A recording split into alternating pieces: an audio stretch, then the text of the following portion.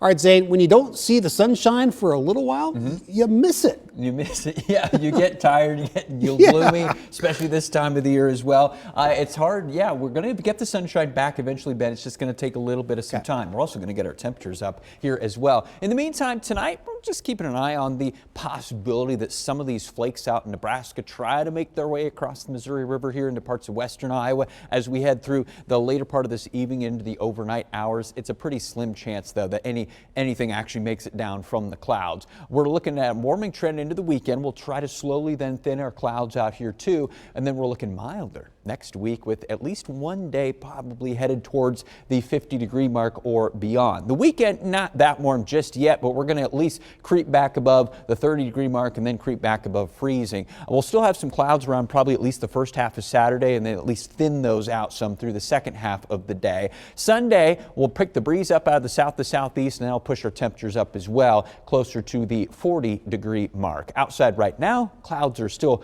holding pretty fast. There's just a bit of a dry breeze out of the north and the east. That's wrapping around high pressure centered to our north, and it's basically doing battle with this moisture that's trying to move out of Nebraska. Out there has been some drizzle, some pockets of some snow falling. That's not really making its way into western Iowa, though. As it comes eastward here into our state, it doesn't really make it to the ground because there's a little stout layer of dry air up in the atmosphere that's eating up any snowflakes that try to fall out of the clouds. That'll basically continue to be the case as we go into tonight. Notice those areas of blue and white that try to cross into the western half of the state.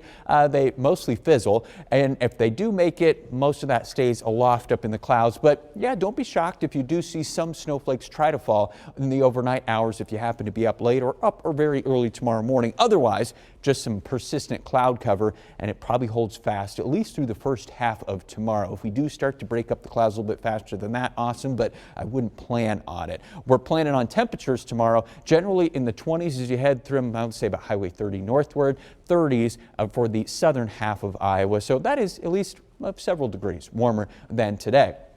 We'll continue to head upward then as we head through the weekend. By next week is when we'll take that nice little jump up into the 40s and then potentially some 50-degree readings once we head towards the middle of next week. Of course, about freezing is the normal high this time of the year. We're looking relatively dry as we go through the longer range forecast here too, at least through most of the 8-day. But by later next week here, this is about 6 to 9 to 10 days from now, the pattern starts to shift to more of what we call southwesterly flow, the jet stream moving up from sort of like this, and that carries multiple weather systems up here into the middle of the country, somewhere in the nation's midsection, possibly even here in the upper Midwest.